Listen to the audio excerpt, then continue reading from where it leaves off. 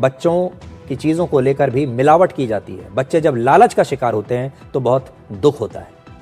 क्या आप ये कल्पना कर सकते हैं कि जो कॉफ सिरप बच्चों की तबीयत को सुधारने के लिए पिलाई जाती है, जब आपके बच्चों को खांसी होती है तो आप इस प्रकार का सिरप उन्हें देती हैं, अगर इस सिरप को पीने के बाद बच्चों की जान चली जाए तो क्या होगा?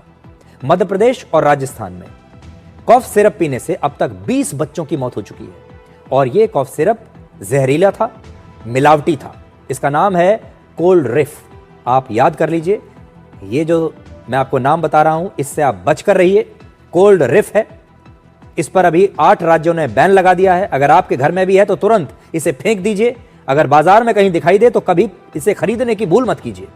आप पहले से भी घर से अगर अपने घर में खरीद कर ले आए हैं तो कभी भी अपने बच्चों को यह मत पिलाइएगा। इसे आज ही तुरंत फेंक दीजिए। आपके परिवार में भी अगर जानने वाले हैं उन्हें भी बताइए। यह नाम है कोल्ड रिफ। इस सिरप को उत्तर प्रदेश, महाराष्ट्र, राजस्थान और मध्य प्रदेश सहित 8 राज्यों में बैन कर दिया गया है। तमिलनाडु की जिस फैक्ट्री में यह सिरप बना था उसे सील कर दिया गया है और उस कंपनी के लाइसेंस को रद्द करने की भी सिफारिश कर दी गई है। मध्य प्रदेश सरकार की जांच रिपोर्ट से यह पता चला है कि इस सिरप में DEG यानी डाइथेनिलीन ग्लाइकॉल नाम के केमिकल की मात्रा 46.28% थी। जो केमिकल मैं आपको बता रहा हूं, डाइथेलीन ग्लाइकॉल, इसकी जो मात्रा है इस दवाई में वो 0.1% होनी चाहिए थी, लेकिन इसकी मात्रा है 46.28%।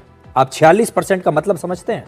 लगभग अगर आपने इस पूरी बोतल को लिया है इस दवाई की तो इसमें से जो आधा इसका भाग है वो डाइथेलीन ग्लाइकॉल का है और यह होना चाहिए था 0.1%। यानी ये जो केमिकल है इस दवाई में तय सीमा से 462 गुना ज्यादा था। इस केमिकल का इस्तेमाल आप जानते हैं कहां होता है? इसका इस्तेमाल ब्रेक ऑयल में होता है। इसका इस्तेमाल पेंट बनाने में होता है। जो केमिकल पेंट में पाया जाता है, जो ब्रेक ऑयल में पाया जाता है, वो आपके बच्चे के पेट में जा रहा है दवाई के रूप में। और कई बार ये दवाइयों की कंपनियां सस्ती दवा बनाने के लिए ग्लिसरीन की जगह इस सस्ते केमिकल का इस्तेमाल करती है। ये लालच है इन लोगों का। पैसा बचाने के लिए, अपना मुनाफा बढ़ाने के लिए ये इस केमिकल का इस्तेमाल करते हैं और इस केमिकल के इस्तेमाल से जो कफ सिरप होता है वो पहले तो गाढ़ा हो जाता है और फिर मीठा बनता है ताकि आपके बच्चों को वो स्वाद लगे। आपने भी देखा होगा जब इस तरह के सिरप आप लेकर आते हैं तो बड़े गाढ़े होते हैं, थिक होते हैं और वो मीठे भी होते हैं। उसे गाढ़ा बनाने के लिए और उसे मीठा बनाने के लिए यह डाइथेलीन ग्लाइकॉल का इस्तेमाल होता है और यही वो मिलावट है जिसकी वजह से बच्चे मर रहे हैं। मध्य प्रदेश के मुख्यमंत्री मोहन यादव ने कहा है कि दोषियों के खिलाफ सख्त कार्रवाई की जाएगी। अभी एक फैक्ट्री के खिलाफ कार्रवाई की गई है और जल्द 2 और फैक्ट्रियों के खिलाफ भी सख्त कार्रवाई होगी। बच्चों को अगर इस तरह का जो कोई कॉफ सिरप देना है, इसे लेकर स्वास्थ्य मंत्रालय ने कुछ नए निर्देश जारी किए हैं। आप इन्हें बेहद ध्यान से सुनिएगा। मैं आपको बताता हूं क्या कहा है स्वास्थ्य मंत्रालय ने। 2 साल तक के बच्चों को खांसी होने पर भी आप कभी भी इस तरह का कॉफ सिरप न दें। फिर से सुन लीजिए, 2 साल का अगर आपका बच्चा है तो 2 साल तक किसी भी बच्चे को अगर खांसी होती है तो यह कॉफ सिरप कभी ना दें। सामान्य तौर पर 5 साल तक के बच्चों को भी कॉफ सिरप नहीं देना चाहिए और 5 साल से ज्यादा उम्र के बच्चों को केवल डॉक्टर की निगरानी में ही इस प्रकार का कॉफ सिरप देना चाहिए। कभी भी खुद से मत दीजिए। बच्चों को खांसी की दवा देते समय सही डोज का बहुत खास ध्यान रखें और सबसे जरूरी, एक समय में बच्चों को कई दवाइयां कभी भी एक साथ ना दें। डॉक्टर से इसके बारे में पहले जरूर आप पता कर लें।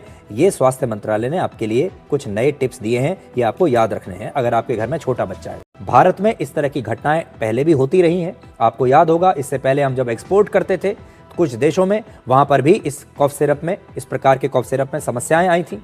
भारत से जो कफ सिरप एक्सपोर्ट किया जाता है उसके लिए बेहद सख्त नियम अब उन्होंने बना दिए हैं।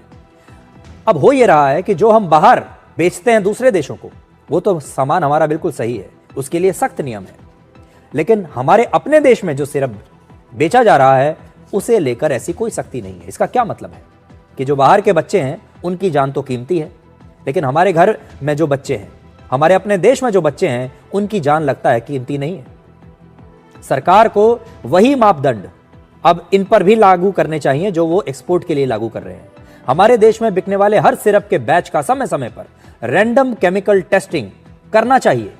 हमारे देश में मिलावटी कफ सिरप पीने से पहले भी कई बार बच्चों की मौत हुई है, लेकिन सरकार सीखने का नाम नहीं ले रही।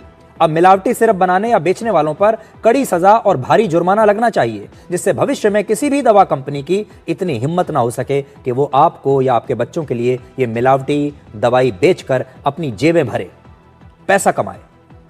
आपने इससे पहले देखा होगा, पहले भी कई बार ऐसी घटनाएं हुई हैं, लेकिन वो फैक्ट्रियां फिर से दोबारा शुरू हो गई। वो कंपनियां आज भी काम कर रही हैं और उनके खिलाफ कोई खास सख्ती होती नहीं।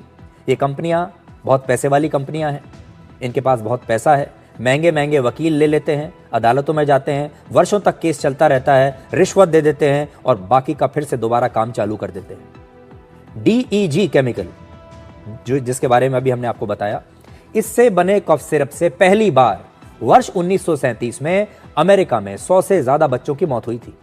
वर्ष 1990 में नाइजीरिया में भी इसी जहरीले सिरप को पीने से 47 बच्चों की मौत हो गई थी। 1990 से लेकर 1992 के बीच बांग्लादेश में भी ऐसे ही DEG वाले कफ सिरप पीने से 200 से ज्यादा बच्चों की मौत हुई थी। हमारे अपने देश में भी कई बार ऐसी घटनाएं हुई हैं, लेकिन देखिए, अमेरिका जैसी जो सरकारें हैं वो तो सीख गई। अब वहां पर इस तरह की कोई घटना नहीं होती, क्योंकि उन्होंने अपने नियमों को बहुत सख्त कर दिया है। अब जरूरत है कि भारत की सरकार, भारत का स्वास्थ्य मंत्रालय और राज्य सरकारें इतनी सख्ती दिखाएं ऐसे खास तौर पर बच्चों की दवाइयों पर कि दोबारा किसी की हिम्मत ना हो ये मिलावट